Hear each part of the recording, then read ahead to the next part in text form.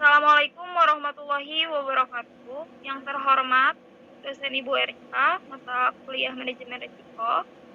Yang saya banggakan teman-teman sekalian. Perkenalkan, nama saya Nur Salama Faizatunisa, perwakilan dari kelompok 1 yang akan menjadi moderator dalam diskusi pada hari ini.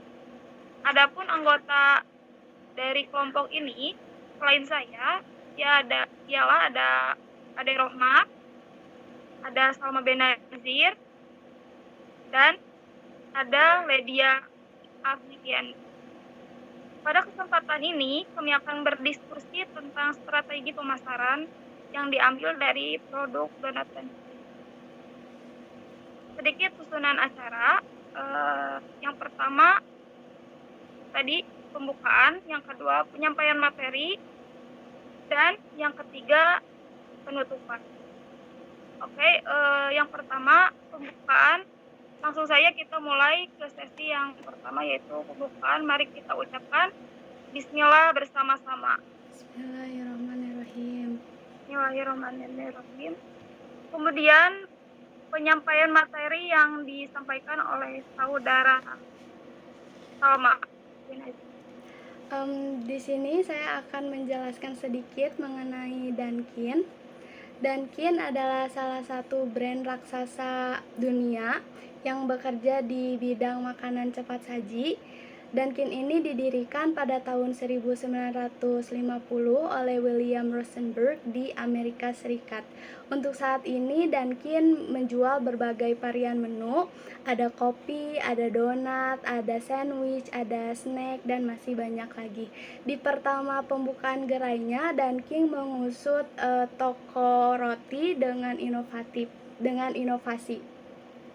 Kemudian Dunkin' ini berkembang sangatlah cepat karena komitmen perusahaan terhadap konsistensi dan kualitas produknya dan kemampuan dalam beradaptasi terhadap perubahan tren dan referensi konsumen, juga karena strategi pemasaran yang cerdas dan inovatif.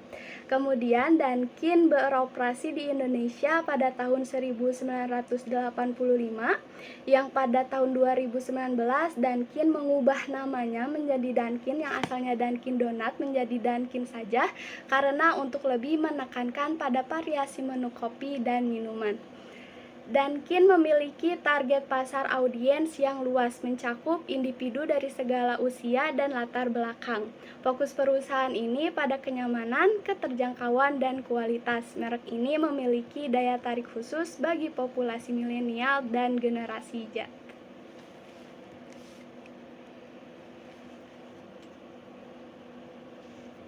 Baik, terima kasih pada Ledia. Lanjut saja oleh pemateri kedua, yaitu Salma Benazir.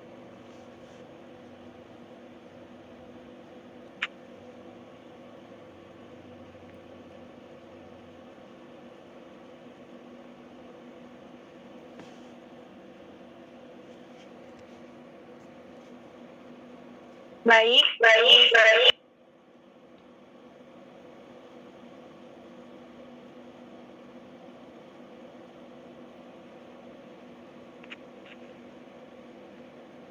Baik, di sini saya akan coba untuk menjelaskan materi yang harusnya oleh Salma karena sinyalnya agak kurang baik.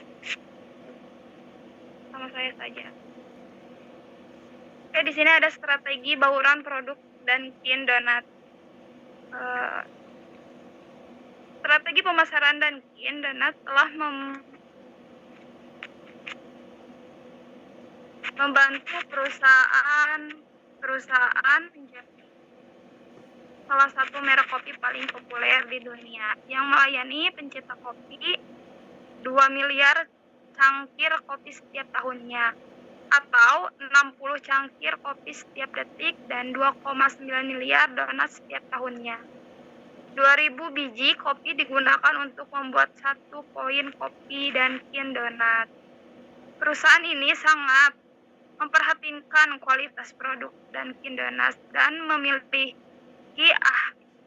ahli yang mencicipi hampir 200 cangkir kopi per harinya. Oke, slide selanjutnya.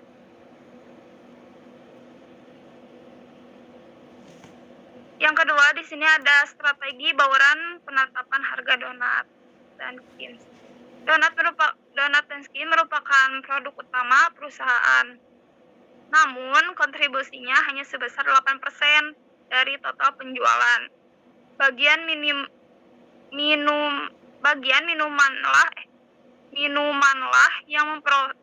yang memperoleh pendapatan tertinggi sebesar 65% dari total penjualan dan barang makanan lainnya sebesar 27%.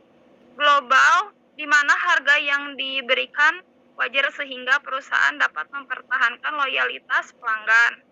Oke, slide selanjutnya.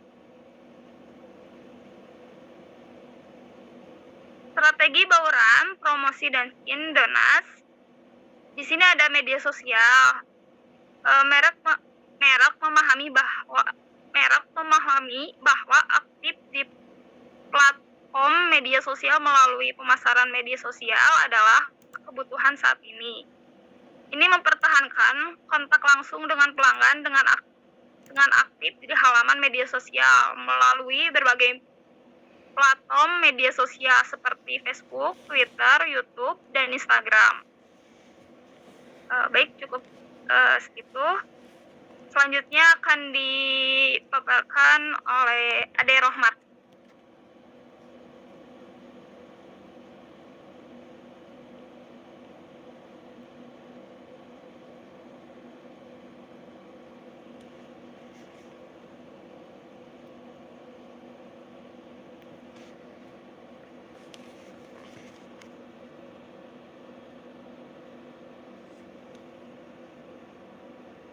Ade, mohon maaf nggak ada suaranya.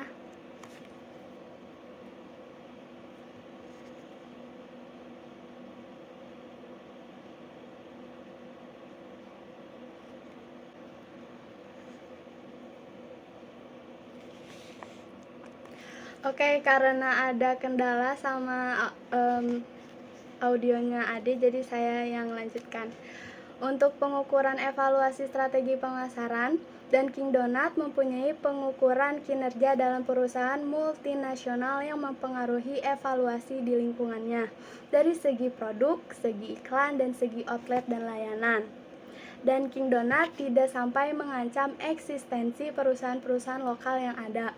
Buktinya sampai saat ini masih bisa menemui industri-industri yang memasarkan produk sejenis, bahkan ada dampak positif yang diperoleh dari masukannya Dunkin Donut ke Indonesia, yaitu MNC tersebut telah muncul timbulnya persaingan di perusahaan lokal lainnya. Salah satunya adalah Jeko yang dinilai mampu menyaingi Dunkin Donut karena dianggap sebagai salah satu varian dari jenis-jenis donat yang ada.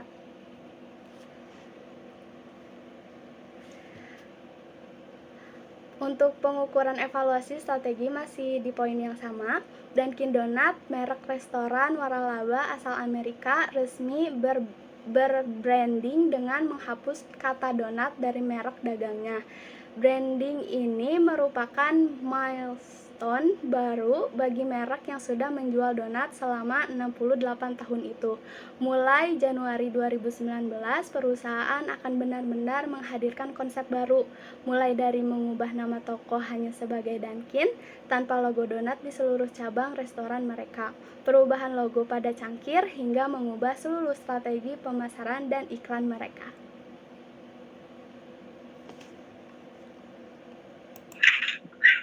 Baik, selanjutnya saya, Salma, akan melanjutkan tentang pemasaran digital.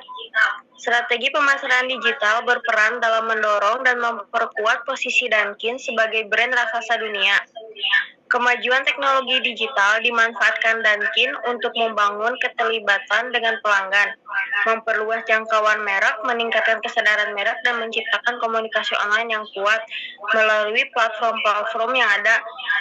Dunkin menciptakan kehadiran online yang menarik dan menyegarkan dengan membuat hubungan dengan pelanggan secara lebih pribadi dan interaktif. Dalam pemasaran digitalnya, Dunkin sering mengadakan kampanye pemasaran digital yang inovatif, seperti penggunaan hashtag khusus atau tantangan online. Mereka juga menyusun strategi pemasaran berbasis lokasi yang bertujuan untuk menargetkan pelanggan yang berada di dekat gerai mereka dengan penawaran khusus atau promosi yang menarik.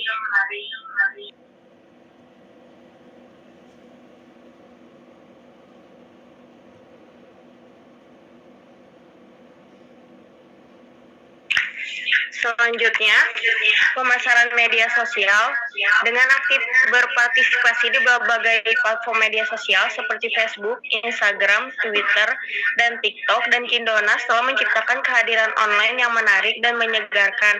Mereka berbagi konten yang menghibur dan menarik, seperti foto produk yang menggoda, video-video kreatif, atau konten seputar gaya hidup yang sesuai dengan nilai merek mereka. Hal ini membantu mempertahankan keterlibatan pelanggan dan meningkatkan kesadaran merek di kalangan generasi digital.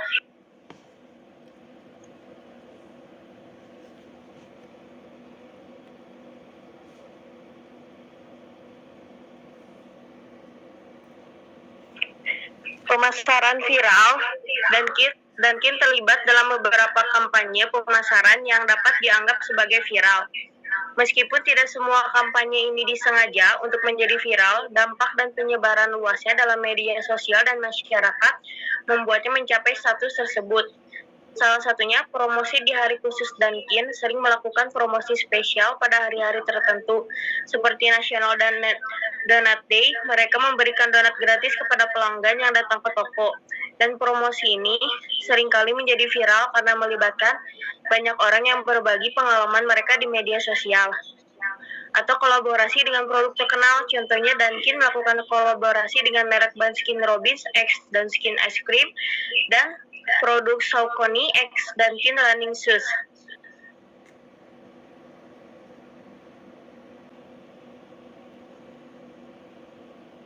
Baik, terima kasih untuk teman-teman yang sudah memaparkan. Cukup sekian, demikian presentasi dari kelompok 1. Mari kita ucapkan alhamdulillah. Saya sebagai moderator pamit undur diri. Mohon maaf atas kekurangannya dan terima kasih untuk perhatian. Assalamualaikum warahmatullahi wabarakatuh. Waalaikumsalam warahmatullahi wabarakatuh. Recording stopped.